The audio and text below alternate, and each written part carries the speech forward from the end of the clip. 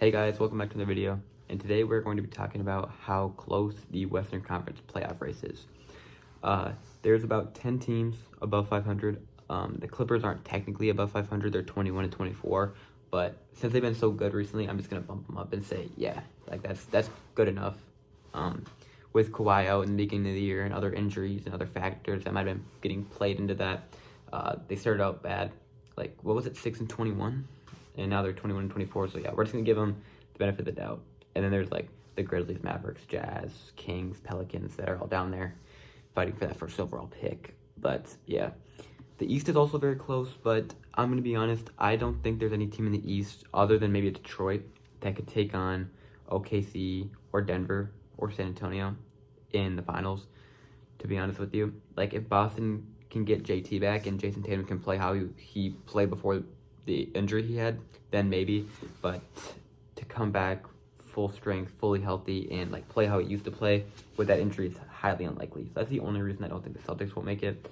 I don't think the Raptors they can make it there maybe, but I don't think they would beat any of those teams I mentioned in a playoff series either, especially in the finals.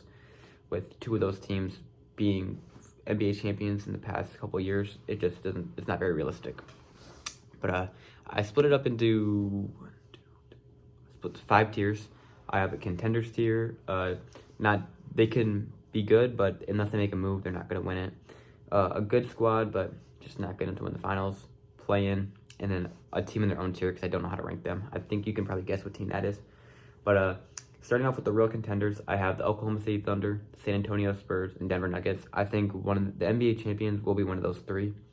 If OKC can, I don't even know if I can say OKC can stay healthy because when they're fully healthy with J-Dub playing, they're not as good. I saw a stat, they're like 33-1 without J-Dub, and then with J-Dub they're like something in 9, something like that. I don't know the exact number, but they're very good without J-Dub, and then with him, just not as good. So do they make a trade? I don't know, because I don't really know what does the package look like for Jalen Williams? He's an all-NBA talent, but what more does the OKC Thunder really need? They have the MVP and they're very good without him. So it's like it would just be kind of an interesting deal to be made. But my second team, San Antonio Spurs. I think they're very good. I think if I had to say between those 3 teams, it's definitely between Thunder and Denver. Just because I don't think San Antonio is what's the word I'm looking for? They're not experienced enough in the playoffs. Wemby's never really been there. Stephon Castle's never been there. Nobody's really been there other than maybe De'Aaron, and De'Aaron was never been there. He had a good team like 1 year in Sacramento where they were like 54 and 28, but they didn't really do much. They didn't go crazy in the playoffs. So it's not like anybody in that team really has experience over a team like the Thunder who just won the NBA Finals and has the MVP on their team, or like the Nuggets who has the best player in the world on their team and just won the NBA Finals not too long ago as well. So it's just kind of hard to bet against those two teams when you have a really young team now. 5 years down the road, I could definitely see San Antonio winning it.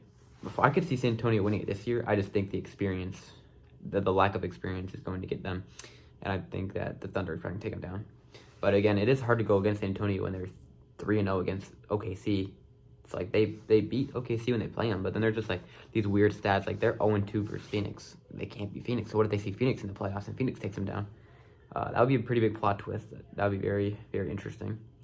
Looking at what I have down, they beat the Rockets twice. The Thunder have.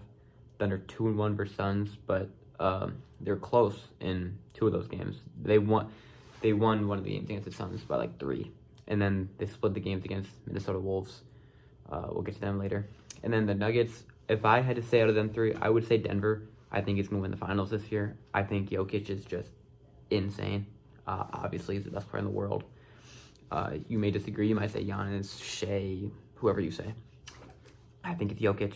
And then fully healthy. They haven't really had a fully healthy squad this year, and they're still, 31-15.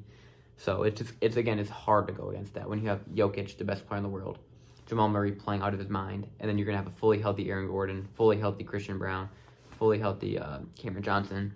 Then their bench is stepping up. Jonas Valanciunas was playing good. They got Jalen Pickett, Bruce Brown, Spencer Jones, Tim Hardaway. They got a good group of guys, and I just think if they can stay healthy in the playoffs and get healthy now, they're probably going to win it all.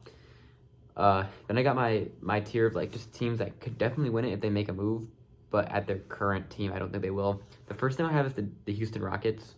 I was gonna make a video on them. I probably still am if they fall off again, but I couldn't really make it now because they're back at the 4 seed. They're just a weird team. Like, they just traded for Kevin Durant, but they were the 7 seed. Like, before this whole change-up happened. Like, they're good, but like I said, they need to make a move. I don't know what that move would be, but like right now they're just not good enough to win the NBA Finals over some of these teams. I have written down they lost 2 against OKC, 0-2 against them. They split the series against San Antonio, and then they're 1-2 versus Denver. But I don't know, it's just they're good, just not good enough. The second team I want to talk more about is Lakers. I don't know how the Lakers are so hot. Every game I've watched of the Lakers, they are not good. I don't watch every single game, and I don't like the Lakers. But I don't see it. I don't think, and this is a hot take I might have. I don't know if it's a hot take, and probably people are going to disagree with me. I don't think currently you can win a championship with Luka Doncic on your team unless you have built the perfect team around him. And the Lakers have far from that. No disrespect to anybody in that team.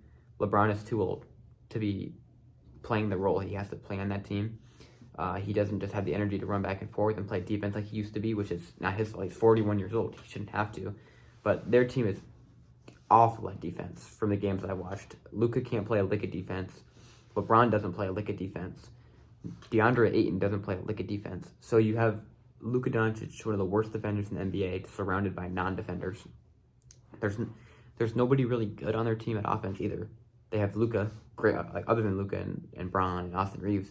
Other than that, it kind of falls off, like DeAndre Ayton, Gabe Vincent.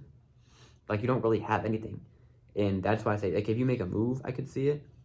But their team right now is not doing anything. I don't know why I keep seeing this Lakers stuff. Every time there's a guy that's getting traded, it's always going to the Lakers. This team is not very good. Yeah, they're the 5 seed. Yeah, they might win a playoff series. But once they make it to the second round and play a team like OKC, a team like San Antonio, a team like Denver, they're not winning that series. I would say it's probably 4-0, 4-1, because it's Luka Doncic. He can grab you a game offensively, but that team is so bad, especially last year when they played against my favorite team, the Minnesota Timberwolves. We just killed them. Rudy Gobert they're making Rudy Gobert look like Shaq. Jaden McDaniels was hooping, and Luka just was so bad. That's when I knew Luka was a bad defender, but I never really realized how bad it was. He does not play any defense. And like I said, I don't think you can win a team with Luka Doncic on your team right now, like the current Luka, if you don't have the perfect team around him. But my next category is good squad, just not that good. Like, even if they make a move, I wouldn't be too scared of them. The first team I have is Phoenix. I will say, after the Houston Rockets trade with Phoenix, KD for Jalen Green and Dillon Brooks, I did say, like, I love this trade. I think it was a win-win. I think, yeah, Houston, they got off Jalen Green, who they didn't really want anymore. People calling him a bust. I don't think he's a bust. I think he still has potential. And just getting out some of those players, get a new change of scenery, get Kevin Durant, one of the best players of all time. And it's kind of working for them. Like I said, I don't think they're going to win, but they're 4 seed. But I said I love this trade for Phoenix. They got Malawach, who hopefully will develop into something. He hasn't really gotten much NBA play time yet, but it's his rookie year. He was more of a project player anyways, so we have time to see how that goes. But I said I like this trade for the Phoenix. I think a couple years down the road, give them some time, I like this Phoenix team to do something. And they, not too long ago, they were like 5 seed. They were above Houston for a little bit, for a spell. We thought that was pretty cool because, they made the trade, and you'd think that Houston's all the way up there and Phoenix is down here. Like, people didn't even really have Phoenix making it into the real playoffs. They maybe playing. But, I mean, on myself, I was high on them, and I think I had them in like the mid to high play-in. But they're doing really well this year. I think they're currently the 6th seed. Looking at this, they're 1-2 versus OKC. They're 2-0 versus San Antonio, 2-0 versus Minnesota. So that's very good. Like, they're proving that they can win games, and I think they could really give it. I don't think they're gonna win a series, but they're just a fun team. Dillon Brooks is hooping. Jalen Green, when he plays, is hooping. If he can just stay healthy, that's the only problem. He's got a bunch of issues with his hamstring, unfortunately, which is like he was playing at every single game in Houston, and now he goes on this team and he's just struggling to stay on the court. But I don't think that'll be a problem for long. I think once he heals up fully, maybe they just give him a nice break, like I don't know if it's the end of the season or just give him some time so he can fully heal and then get back on the court. And then the second team I have, I just realized that I have them in 2 different tiers. So I'm going to skip them for now. That's my only team in the good squad, just not that good. My next category is the play-in. As a Timberwolves fan, this hurts me. I put the Wolves in here. I've watched most of our games that I can. We're not that good. Our problem is we have just no guard play other than Anthony Edwards. Ant will go out there and drop 30 to 40 points efficiently. And then his backup guards is Bones Highland and Mike Conley. And DiVincenzo, who is an inefficient sharpshooter. Like, I'm trying not to get too deep in this Timberwolves squad.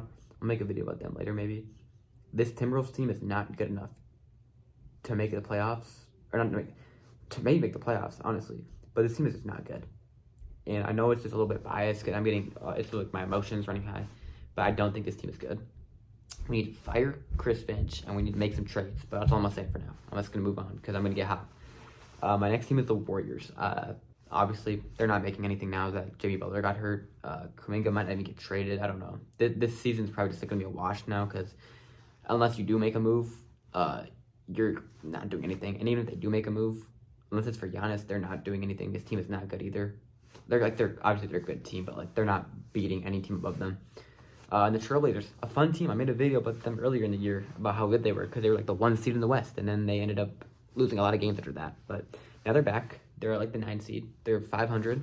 They can make a run. They could sneak into the 8 seed. I don't think they're gonna beat any of the teams that are gonna be 1. Like probably gonna be the Thunder. They beat the Thunder before. They were the first team to beat the Thunder, so it's possible. But I highly doubt it. And then my last team, which you guys may have guessed, is the Los Angeles Clippers. I had them in good squad, just not that good. Because I can't really tell how good they are. Because they started out 6-21, and it looked like the OKC were going to possibly get the first overall pick. But now they're 15-3 since then, so I don't really know where to put them. That's why I just made an own tier, and I forgot I put them in 2 different tiers. I just put them in own tier because I don't know. Like, could they beat the Thunder? Possibly. They gave I think it was Denver, a run for their money to 7 last year, and they beat San Antonio, I'm pretty sure. I have their schedule pulled up, actually. Let's see here. What teams have they beat recently? Like, they just beat LA Lakers. They just beat Detroit. They beat the Warriors. They got destroyed by the Celtics, though. They beat the Pistons twice. They beat the Rockets. They beat the Lakers again. They came close against Minnesota. They came close against Houston. Like, this team, I just can't tell. Because then you go back here and they're just getting blown out by 30 in some of these games. 20. So a lot of these are close losses, though, now that I'm looking at it. And then some 20-point games. Some games they scored 70 points. They got blown out by the Jazz. So it's kind of hard to tell. That's why I put them in own tier, like I said multiple times. But like I said, very close race. And if I had to say it, I'm going Denver, coming out of the West to play against. I'm gonna just take the easy route and say Detroit. I don't think any of those teams are gonna make a run. The Knicks aren't winning it unless they do something, and the team locks in. Toronto's not making the finals. Boston, unless Jason Tatum comes back and is really good again, they're not making the finals. So I'm going to say, book it right now. Denver versus Detroit. NBA Finals 2026. Denver wins it. Game 6. Nikola Jokic Finals MVP. Nikola Jokic fringe top 15 player of all time. Let me know what you guys think down below. God bless. Have a great day. Let me know your thoughts down below. Like, subscribe. Peace.